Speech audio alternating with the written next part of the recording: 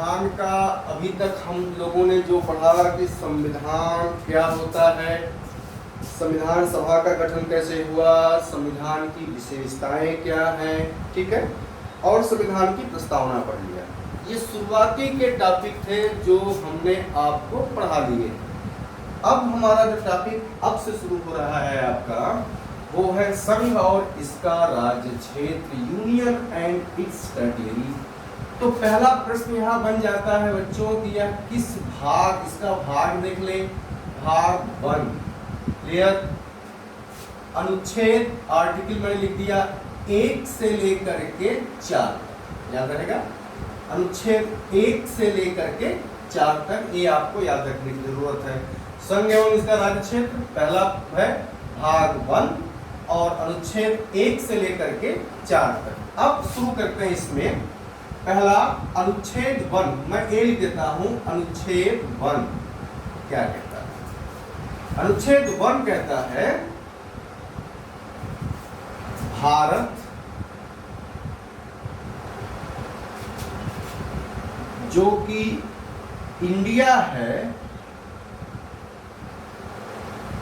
लिख के चलेंगे बच्चों, भारत जो कि इंडिया है राज्यों का एक संघ है। भारत जो कि इंडिया है राज्यों का एक संघ है। इसकी इंग्लिश में इसका ऑप्शन चीज ज्यादा क्लियर होती है, India that is Bharat, that is Bharat shall be union of states. India that is Bharat shall be union of state, ये आर्टिकल 1 कहता है भारत जो कि इंडिया है वह राज्यों का एक संघ है। अब इसको देखते हैं इसमें क्या क्या है। हम पहले इसको बता लेते हैं बच्चों। भारत, आप पुरानी कक्षाओं में पढ़ चुके हो कि राजा भरत के नाम पर, ठीक, राजा भरत के नाम पर इस देश का भारत नाम पड़ा, ठीक। इसके अलावा एक चीज मैं और आपको बता देता हूं, जैसे हम पढ़ते हैं, आप जिस इतिहास के पढ़े होंगे, वहां पर है सिंधु घाटी सभ्यता जो हमारे देश की सभ्यता है, या ये मैं कह लूं ये विश्व की सबसे प्राचीन सभ्यता है। और इसकी इंग्लिश आपने यही पढ़ा है, इंडस वैली सिविलाइजेशन, यही पढ़ा होगा आपने, ठीक है। तो सिंधु नदी घाटी सभ्यता जो देश की हमारी प्राचीनतम सभ्यता है, तो इंडस, इसी इंडस, अंग्रेजों ये यूनानियों ने सिंधु को इंडस पढ़ा, इसीलिए इस इंडस के नाम पर ही आपके देश का नाम क्या पड़ गया, इंडिया। यहां पर भारत हमारे देश का प्राचीनतम नाम था, याद रहेगा, प्राचीनतम नाम था। इंडिया के नाम से हम, आपको पता है भारत अंग्रेजों का गुलाम रहा, 47 में आजाद हुए, तो अंग्रेजों ने जो संधियां और समझौते किए थे वह इंडिया के नाम से किए थे। इसीलिए संविधान के पहला अनुच्छेद कहता है कि भारत जो कि इंडिया है, नो डाउट, इसमें कोई डाउट नहीं है, भारत जो कि इंडिया है वह राज्यों का एक संघ है। अभी तक तो मैंने आपको यही बताया कि भारत जो इंडिया है उसकी डिफिनेशन हो गई, ठीक है। एक नाम सी बहाने आप और जान सकते हैं, हमारा देश का नाम हिंदुस्तान, ये भी पढ़ते हैं, जैसे मोहम्मद इकबाल की कविता सारे जहां से अच्छा हिंदुस्तान हमारा। तो फारसियों ने या पारसियों ने सिंधु को ह पढ़ा, क्योंकि वो स को ह पढ़ते हैं, तो उसी सिंधु के नाम से ये नाम पड़ गया हिंदू, ठीक है। तो हिंदू उसी के नाम पर पड़ गया हिंदुस्तान। तो मैंने अभी तक तो आपको भारत, एक मिनट, भारत और इंडिया के बारे में आपको जानकारियां हमने आपको दे दिया। अब हम इस पर आते हैं अपने कॉन्सेप्ट को, जो अकॉर्डिंग टू कॉन्स्टिट्यूशन आपका आर्टिकल कहता है, okay. India that is Bharat shall be union of state. India और भारत का नाम मैंने आपको बता दिया। अब हमारा जो टॉपिक है यूनियन ऑफ स्टेट, इसको हमको डिफाइन करना है, जान लीजिए। ये हमारे संविधान में भीमराव अंबेडकर ने इसको फेडरेशन ऑफ स्टेट नहीं लिखा, फेडरेशन ऑफ स्टेट नहीं लिखा, क्योंकि भीमराव अंबेडकर राज्यों की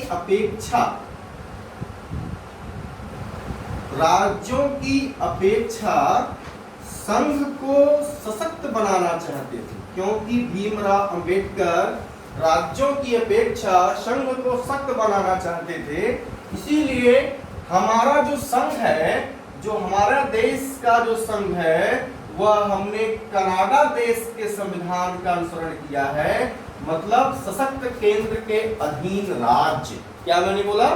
सशक्त केंद्र के अधीन राज्य। तो मैं ये बताना चाहता हूं, भीमराव अंबेडकर ने जो डिफाइन किया कि भारत देश फेडरेशन ऑफ स्टेट ना हो करके यूनियन ऑफ स्टेट है।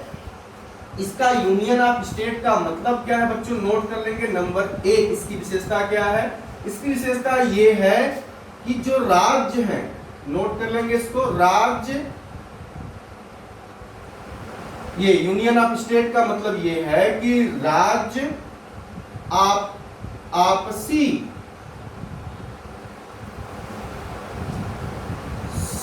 आपसी समझौते से भारत में विलय नहीं किए।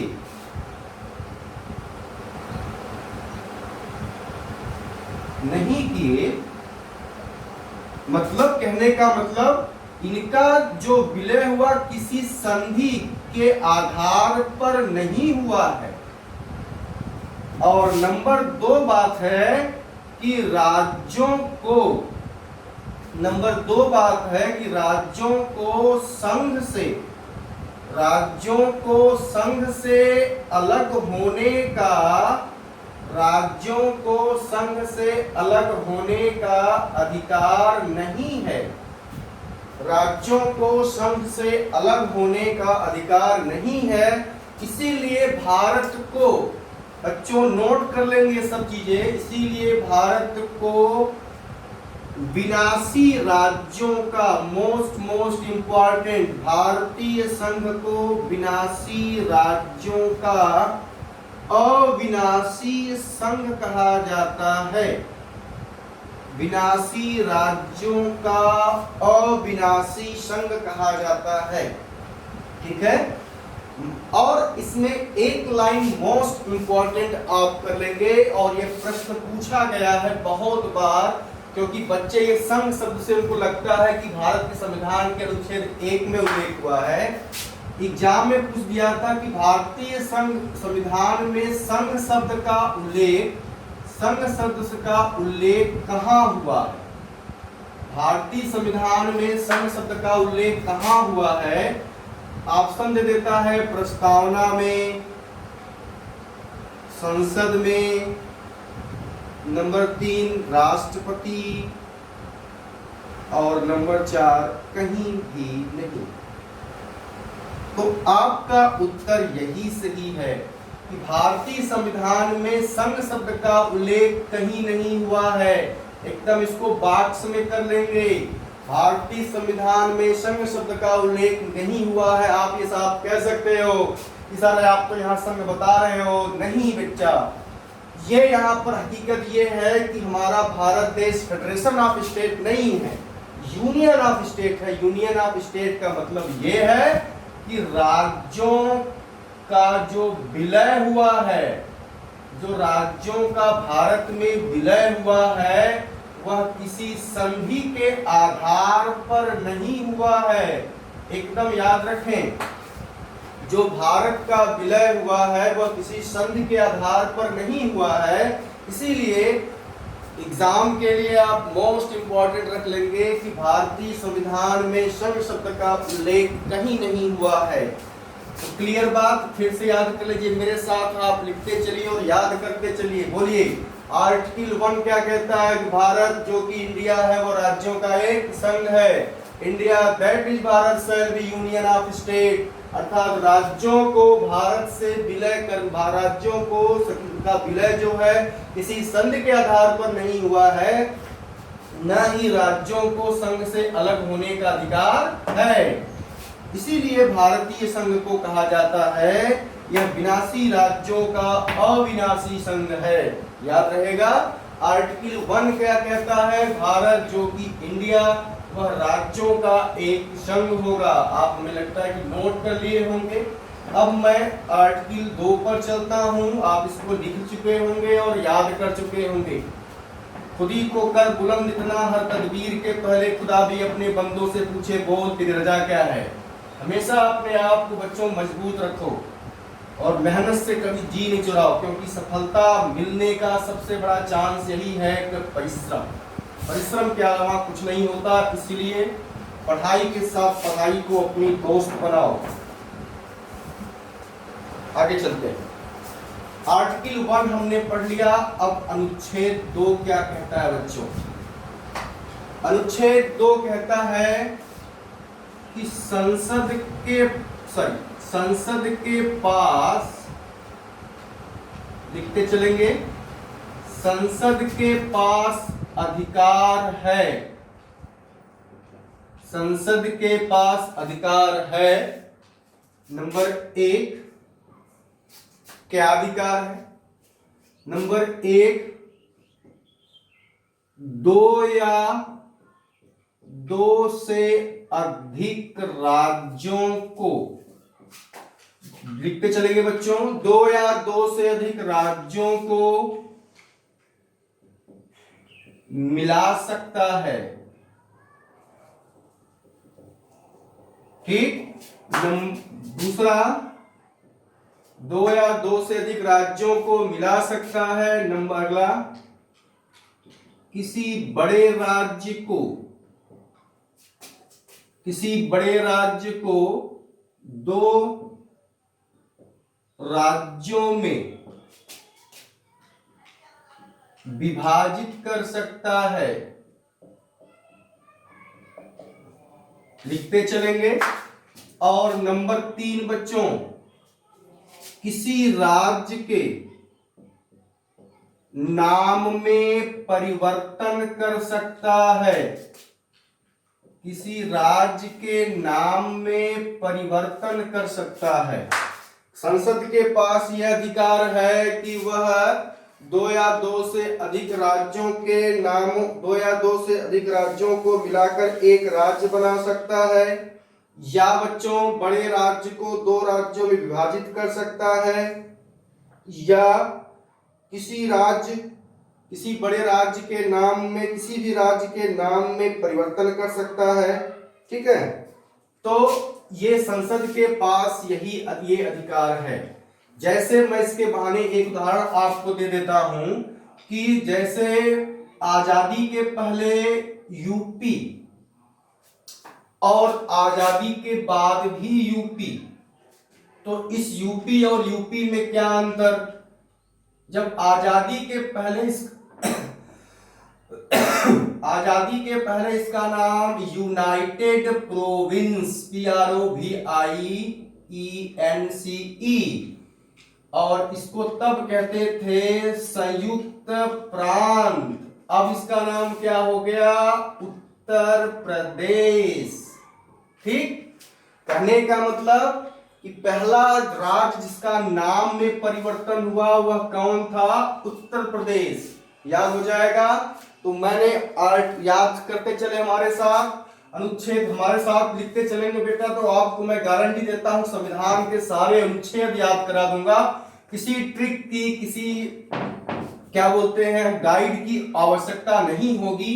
बस आप नोट बनाते चलिए और मेरे साथ पढ़ते चलिए। सारे ये मैं गारंटी देता हूं कि संविधान से आपके एक भी प्रश्न इधर उधर जाएंगे नहीं। तो मैंने क्या कह दिया? अनुच्छेद 1 कहता है कि भारत राज्यों का एक संघ होगा। India that is Bharat shall be union of state. इसी में मैंने बता दिया कि भारतीय संविधान में संघ शब्द का उल्लेख कहीं नहीं हुआ है, क्योंकि भारत यूनियन ऑफ स्टेट है, न कि फेडरेशन ऑफ स्टेट। नंबर 2 मैंने कहा कि संसद के पास यह अधिकार है। एकदम गाते गा के पढ़ लीजिए। संसद के पास यह अधिकार है कि वह दो या दो से अधिक राज्यों को मिलाकर एक बड़ा राज्य बना दे, या एक बड़े राज्य को बदलकर दो राज्यों में डिवाइड कर दे, या किसी प्रदेश को या संघ शासित क्षेत्र घोषित कर दे, या फिर जो है वो क्या बोलते हैं किसी राज्य के नाम को परिवर्तित कर दे। इसी प्रकार पहला नाम जो परिवर्तित हुआ वो कौन था? संयुक्त प्रांत, जो आजकल किस नाम से जानते हैं उसको? उत्तर प्रदेश के नाम से जानते हैं। ठीक है, तो हमने दो अनुच्छेद को पढ़ लिया। अब आर्टिकल 3 अनुच्छेद 3। अनुच्छेद 3 क्या है बच्चों? अनुच्छेद 3 है कि राज्यों के नाम में राज्यों के नाम परिवर्तन की प्रक्रिया, राज्यों के नाम परिवर्तन की प्रक्रिया। ठीक, ये राज्यों के नाम या उनका राज्यों के नाम परिवर्तन की प्रक्रिया, या इसी में आप वो भी कह सकते हो कि ये जो राज्यों की सीमाओं में परिवर्तन, राज्यों की सीमाओं में परिवर्तन की प्रक्रिया क्या है? पहले सुन लेंगे फिर मैं इसकी बताता हूं। राज्यों के नाम और परिवर्तन की प्रक्रिया क्या है? मान लीजिए सपोज कीजिए इस राज्य की सीमा में परिवर्तन होना। गौर से सुने, इस राज्य के सीमा में परिवर्तन होना है तो उस परिवर्तन से संबंधित सबसे पहले राष्ट्रपति एक अध्यादेश जारी करेगा। राष्ट्रपति सबसे पहले एक अध्यादेश जारी करेगा। बात समझ में आ रही है कि अगर किसी राज्य के नाम में परिवर्तन है, नाम में परिवर्तन करना है, या फिर उसकी सीमाओं में परिवर्तन करना है, तो इसके लिए सबसे पहले राष्ट्रपति एक अध्यादेश जारी करेगा, और यह अध्यादेश संबंधित राज्य विधानमंडल के समक्ष प्रस्तुत किया जाएगा कि आप नाम में परिवर्तन से सहमत हैं या नहीं। उनको एक निश्चित समय दे दिया जाता है कि आप इसके नाम से सहमत हैं या नहीं, आपको एक निश्चित दिन में अपना जवाब दीजिए। अब ये हो सकता है कि ये सहमत हो या नहीं हो। गौर कर रहे हैं बात? सहमत हो या नहीं हो तो भी इन्हें एक निश्चित समय में जवाब देना पड़ेगा। उनकी सहमति या और असहमति का कोई भी प्रभाव नहीं पड़ेगा। अब यह प्रस्ताव सीधे संसद में जाएगा, और यहां गौर करेंगे बच्चों, साधारण बहुमत से इसे संशोधित मान लिया जाएगा, अर्थात राज्यों के नाम में परिवर्तन या सीमाओं में परिवर्तन हो जाएगा। जैसे मैंने आपको याद है कि भारतीय संविधान की विशेषता में मैंने एक टॉपिक आपको याद होगा, मैंने बताया था कि भारत में संविधान संशोधन की प्रक्रिया जो है 3 है। कौन कौन? पहला है साधारण बहुमत से, दूसरा है विशेष बहुमत से, तीसरा है विशेष बहुमत प्लस आधे राज्यों का समर्थन। Very good. साधारण बहुमत यही है बच्चों। विशेष बहुमत क्या है? सदस्यों की संख्या के कुल बहुमत एवं मतदान करने वाले सदस्यों की संख्या के 2/3 बहुमत। और तीसरे वाले में विशेष बहुमत प्लस आधे राज्यों का समर्थन। तो राज्यों के नाम में परिवर्तन वह साधारण बहुमत से हो जाता है। फिर से देखिए मैंने क्या कहा कि अनुच्छेद 2 मैंने बताया कि संसद के पास ये अधिकार है कि वह राज्यों के नाम में परिवर्तन कर दे, 2 या 2 से अधिक राज्यों को मिलाकर के एक राज्य बना दे, या एक बड़े राज्य को तोड़कर 2 राज्यों में डिवाइड कर दे। यह अधिकार किसके पास है? संसद के पास है। आपको याद होगा प्रश्न पूछता है कि राज्यों के सीमाओं में परिवर्तन करने का अधिकार किसके पास है? तो आप सीधे लगा देंगे संसद के पास है।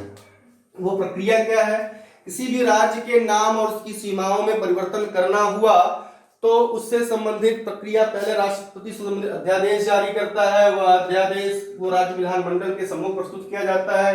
राज्य विधानमंडल उस प्रस्ताव को माने या न माने तो भी संसद के पास अधिकार है कि वह राज्यों के नामों में परिवर्तन कर सकता है। यही आप अब गौर कर लीजिए कि राज्य भारत का जो संघ है वो विनाशी राज्यों का अविनाशी संघ है। मतलब राज्य न चाहते हुए भी वो, अगर वो नहीं भी चाहते उनकी सीमाओं में परिवर्तन हो, तो भी संसद के पास ये अधिकार है कि वह इन सीमाओं में परिवर्तन कर सकती है। ठीक, आपको ये चीजें अनुच्छेद 1 याद हो गया होगा, 2 याद हो गया होगा, 3 हो गया।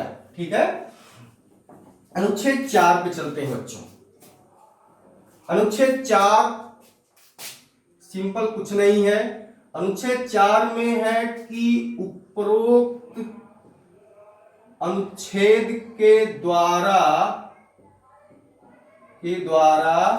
राज्य की सीमाओं में जो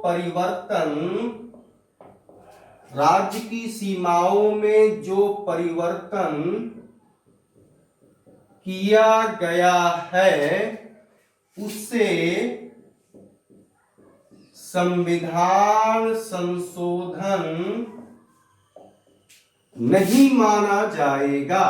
याद हो जाएगा, उपरोक्त अनुच्छेद के द्वारा जो राज्यों की सीमाओं में या राज्यों के नाम में जो परिवर्तन किया गया है उसको संविधान संशोधन नहीं माना जाएगा। ठीक है, तो ये अनुच्छेद 4 आपको याद हो गए होंगे। टिप पे याद कर लीजिए, उंगली की टिप पर पहला क्या है, India that is Bharat shall be union of state. Bharat जो है, इंडिया जो कि भारत है, राज्यों का एक संघ होगा। नंबर दूसरा मैंने बता दिया कि संसद के पास अधिकार है कि वो राज्यों के नाम में परिवर्तन कर सकती है, 2 या 2 से अधिक राज्यों को मिलाकर एक राज्य बना सकती है। ठीक है, नंबर 3 इसकी प्रक्रिया, और नंबर 4 हो गया क्या, संविधान संशोधन नहीं माना जाएगा। अब जब ये इस अनुच्छेद के द्वारा अब क्या हुआ कि राज्यों में विभाजन की प्रक्रिया बढ़नी शुरू हो गई। राज्य जो है अलग अलग भाषा के आधार पर राज्यों की मांग शुरू हो गई कि भाषा के आधार पर राज्यों का विभाजन किया जाए। क्योंकि उस समय जब भारत का विभाजन हुआ था और पाकिस्तान अलग हो गया था, तो उस समय जो है 552 रियासतें थीं। 552 रियासतें थीं। इन 552 रियासतों में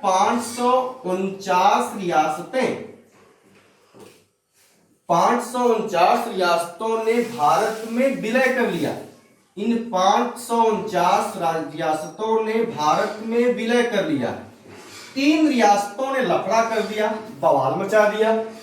ये बवाली थे, एक था हैदराबाद का निजाम, दूसरा था जूनागढ़, और तीसरा है जम्मू कश्मीर।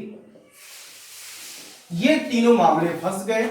कुल 52 रियासतों में 49 रियासतों ने विलय कर दिया, 3 रियासतों ने लफड़ा किया। तो अब प्रश्न पूछ देता है कभी कभी कि जूनागढ़ का जो विलय हुआ वह जनमत संग्रह के आधार पर हुआ। याद रहेगा, जूनागढ़ का जो विलय हुआ वह जनमत संग्रह के आधार पर हुआ। हैदराबाद का जो विलय हुआ वह पुलिस कार्यवाही के द्वारा हुआ। और जम्मू कश्मीर का जो विलय हुआ वह विलय पत्र पर हस्ताक्षर के द्वारा हुआ। इस विलय पत्र पर हस्ताक्षर करने वाले जो व्यक्ति हैं वह जम्मू कश्मीर के राजा थे, राजा हरि सिंह। इन्हीं के बेटे इस समय है कर्ण सिंह। अगर आप नाम सुनेंगे, ये कांग्रेस सदस्य भी रह चुके हैं, नेता भी रह चुके हैं, अभी भी हैं। इन्हीं के बेटे हैं कर्ण सिंह। तो कुछ चीजें मैंने आपको बता दिया कि इन 3 रियासतों ने लफड़ा किया, जिन्होंने भारत में विलय करने के लिए आनाकानी किया। तो हैदराबाद को, निजाम को वल्लभ भाई पटेल ने पुलिस कार्रवाई से मिला लिया, जूनागढ़ को जनमत संग्रह से मिला लिया गया, और जम्मू कश्मीर विलय पत्र पर हस्ताक्षर करके मिला लिया गया। इसीलिए सरदार वल्लभ भाई पटेल को भारत का बिस्मार्क कहा जाता है। इसीलिए सरदार वल्लभ भाई पटेल को भारत का बिस्मार्क कहा जाता है, भारत का लौह पुरुष कहा जाता है। ये आप नाम याद किए होंगे, जानते होंगे। भारत का लौह पुरुष कहा जाता है, भारत का बिस्मार्क कहा जाता है। यूनिटी ऑफ इंडिया जो इनका unity of statute of unity जो नर्मदा नदी के किनारे जो है इनकी मूर्ति लगी है, सबसे बड़ी विश्व की मूर्ति है, वो लगी है। ठीक है, तो ये तो मैंने आपको रियासतों के बारे में बता दिया। अब क्या हुआ कि भाषा के आधार पर राज्यों के विलय की मांग बढ़ गई। ठीक है, हर राज्य चाहते थे कि हमारे राज्यों का विलय हो। इस संबंध में कांग्रेस गवर्नमेंट ने उस समय की सरकार वही थी, एक समिति एस.के. धर समिति, एस.के. धर समिति को इसकी रिपोर्ट 1947, बच्चों इसकी क्रम पूछ देता है कभी कभी, इसलिए इसको क्रम से याद रखें। पहली जो समिति भाषा के आधार पर जांच करने के लिए बैठाई गई कि राज्यों का विभाजन भाषा के आधार पर हो या प्रशासनिक सुविधा के दृष्टिकोण से हो, तो पहली जो समिति बैठाई गई एस.के. धर समिति, इसने अपनी रिपोर्ट 1948 में दिया।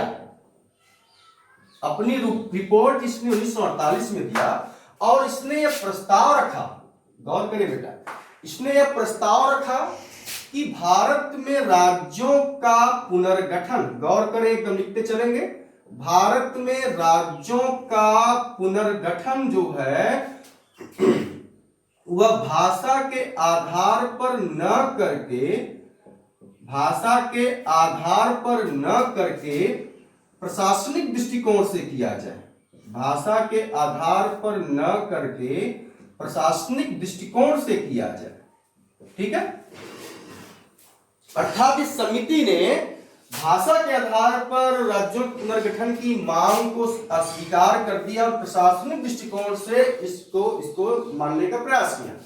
परंतु उस समय आंध्र प्रदेश के, इसको मिटा देते हैं हम, लिख लिए होंगे आप तो, उस समय नीचे कर लेते हैं। अच्छा, उस समय आंध्र प्रदेश में एक कांग्रेसी नेता थे, पोटी श्रीराम लुलू, पोटी श्रीराम लुलू ने भाषा के आधार पर, भाषा के आधार पर राज्यों की, भाषा के आधार पर राज्यों के पुनर्गठन के लिए आमरण अनशन पर बैठ गए। ठीक है, आमरण अनशन पर बैठ गए और इसमें कुछ दिनों के बाद इनकी मृत्यु भी हो गई। ठीक है, अब यह लहर एकदम आग की तरह फैल गई। मजबूरन आंध्र प्रदेश का पुनर्गठन, मजबूरन आंध्र प्रदेश का पुनर्गठन भाषा के आधार पर, भाषा के आधार पर किया गया। अब यह प्रश्न पूछा गया है कि भाषा के आधार पर पुनर्गठित पहला राज्य कौन था? भाषा के आधार पर पुनर्गठित पहला राज्य कौन था? तो आप बताओगे क्या बच्चों? आंध्र प्रदेश। ठीक है, पहली समिति कौन सी थी? एस.के. धर समिति ने कहा कि भारत में राज्यों का पुनर्गठन जो होगा वह भाषा के आधार पर न होकर के प्रशासनिक दृष्टिकोण से किया जाए।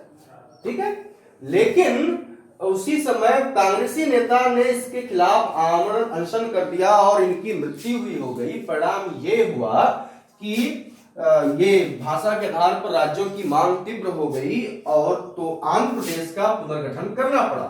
तो प्रश्न पूछा गया है कि भाषा के आधार पर पहला राज्य जिसका पुनर्गठन किया गया वह कौन सा था? वह आंध्र प्रदेश था। हमें लगता है कि आप लिख चुके होंगे। पहली समिति कौन सी थी? एस.के. धर समिति। ठीक है, ये हमने कर लिया। आगे अब चलते हैं। अब ये हम इसको मिटा देते हैं।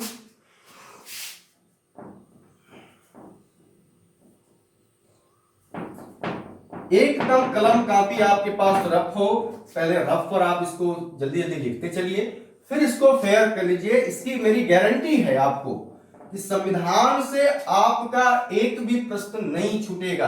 कोई रखने की आवश्यकता नहीं है, समझने की, संविधान पूरा समझने की आवश्यकता है। एक बार दिमाग में चीजों में बैठ गई, कॉन्सेप्ट क्लियर है, तो आपको समस्याएं नहीं होंगी, वो आपको कर सकते हैं। ठीक है, कुछ डाटा है जो हमको आपको लिखाना पड़ेगा। जैसे राज्यों का पुनर्गठन कैसे हुआ, ये चीजों को हमको बताना होगा इसमें। तो डाटा मैं आपको लिखा दूंगा, लेकिन पहले आप कॉन्सेप्ट समझ लेते हैं। यस्केधर समिति के बाद जो दूसरी समिति आई वह थी जेवीपी समिति। ये शॉर्ट तरीका है याद करने का, अब इसके नाम से पकड़ लीजिए। जेवीपी समिति, जे फॉर जवाहरलाल नेहरू, ठीक, भी फॉर वल्लभ भाई पटेल, ठीक है, और पी फॉर पट्टाभी सीतारमैया, सीतारमैया, ठीक है। ये तीनों लोगों का नाम है। जेवीपी समिति ने भी जब राज्यों के विभाजन की मांग अधिक हो रही थी, इन्होंने भी यही कहा कि जो राज्यों का पुनर्गठन हो रहा है, जो राज्यों का पुनर्गठन है वह भाषा के आधार पर न करके, भाषा के आधार पर न करके, ठीक है, प्रशासनिक दृष्टिकोण से किया जाए। गौर करेंगे, हम एक बात और जोड़ूंगा भी, प्रशासनिक दृष्टिकोण से किया जाए, प्रशासनिक दृष्टिकोण से किया जाए, परंतु जनता की मांग पर भाषा के आधार पर, भाषा के आधार पर राज्यों का पुनर्गठन किया जा सकता है, ठीक है। ये आप लिख लेंगे क्या, जेवीपी समिति ने कहा कि राज्यों का पुनर्गठन भाषा के आधार पर न करके प्रशासनिक दृष्टिकोण से किया जाए, प्रशासनिक दृष्टिकोण से किया जाए, और परंतु जनता की मांग है तो भाषा के आधार पर राज्यों का पुनर्गठन किया जा सकता है। अब यह लहर और तीव्र हो गई। इसके बाद तीसरी समिति, ये क्रम याद होगा, पहली समिति कौन सी थी, यस्केधर समिति, दूसरी कौन सी थी, जेवीपी समिति, तीसरी समिति है फजल अली आयोग, फजल अली आयोग, फजल अली आयोग, ये क्या है, सॉरी फजल अली आयोग, ठीक है। अब फजल अली आयोग, इससे प्रश्न क्या पूछ देता है कि फजल अली आयोग में कितने सदस्य थे। एक प्रश्न आपके एग्जाम के लिए, वनडे एग्जाम, किसी एग्जाम के लिए प्रश्न, तो 3 थे। अब ये 3 कौन कौन हो गए, तो पहले हैं फजल अली, ठीक, नंबर 1 कौन, फजल अली, नंबर 2 हृदयनाथ कुंजरू। याद करते चलिए, ये प्रश्न पूछे गए हैं, पूछ देता है कि फजल अली आयोग में इनमें से कौन नहीं थे, तो कोई एक नाम जो होगा वो 3 ऑप्शन होंगे, कोई एक चौथा ऑप्शन नहीं होगा। इसीलिए मैं हरदम कहता हूं कि तीनों याद हो आपको। फजल अली आयोग सदस्यों की संख्या कितनी, 3, एक तो फजल अली, दूसरे हृदयनाथ कुंजरू, और तीसरे के एम पडिक्कर। ये इनकी रिपोर्ट क्या थी, इन्होंने कहा कि राज्यों का, लिखते चलेंगे, राज्यों का पुनर्गठन भाषा के आधार पर, भाषा के आधार पर न किया जाए, भाषा के आधार पर न किया जाए, प्रशासनिक दृष्टिकोण से किया जाए।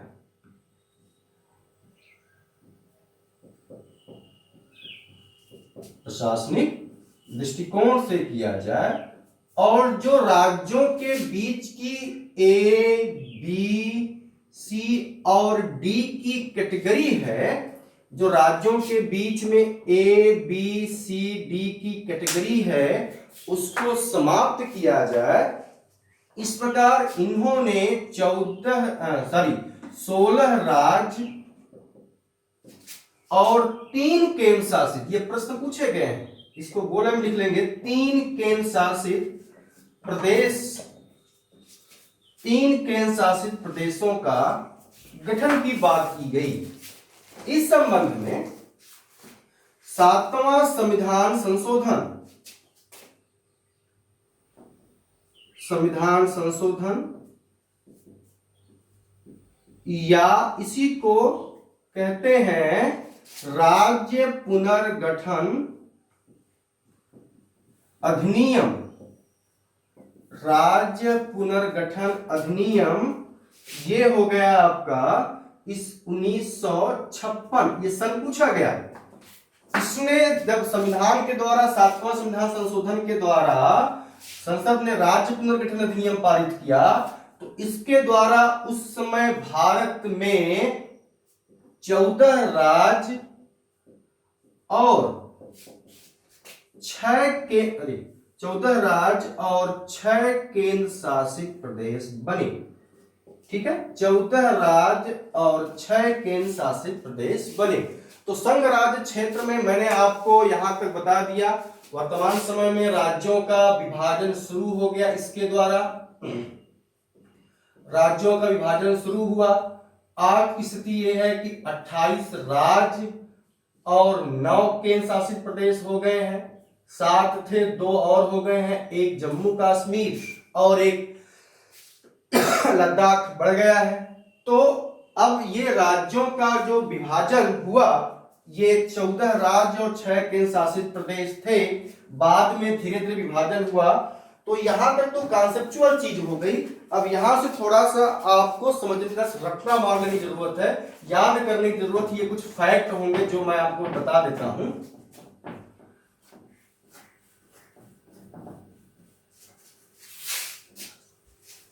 कितना हो गया?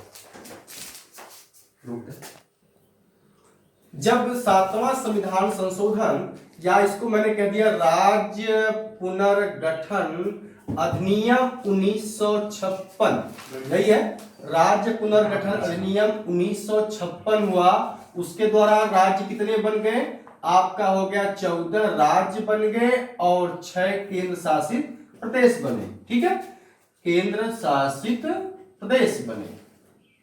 क्लियर?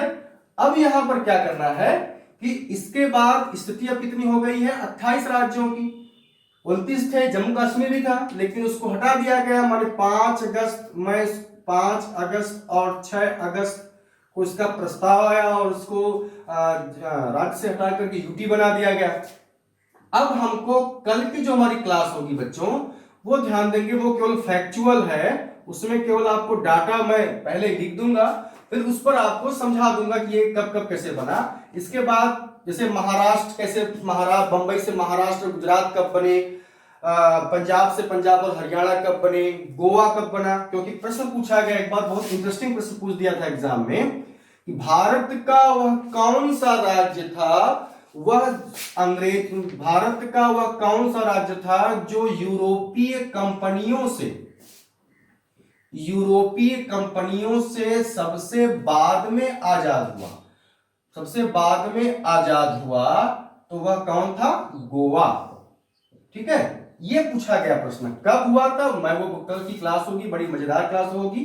ठीक है, और यही प्रश्न एक बार घुमा के आईएएस ने पूछ दिया था कि भारत का वह कौन सा राज्य था, कि वह कौन सा राज्य था जो पश्चिमी रंग में, मतलब वेस्टर्न कल्चर में सबसे अधिक रंगा है। पश्चिमी वेस्टर्न कल्चर में सबसे अधिक रंगा है, तो वह कौन सा है? गोवा। ठीक है, तो ऐसे कुछ प्रश्न बनते हैं। तो कल की हमारी जो वीडियो होगी वो थोड़ा सा होगी कि राज्यों का 1956 के बाद जब 14 राज्य और 6 केंद्र शासित प्रदेश थे, उसके बाद फिर यह संख्या 29 हुई, फिर 28 कैसे होगी, तो इसका हम कल पूरा आपको डाटा दे देंगे। वो आपको तो कॉपी पर पूरी तरह से लिख लेना होगा। ठीक है, बहुत बहुत धन्यवाद।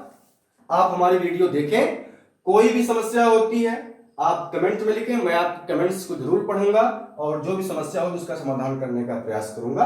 बस बहुत बहुत धन्यवाद। आप ऐसे ही हमारे प्यार और सहयोग देते रहिए। धन्यवाद।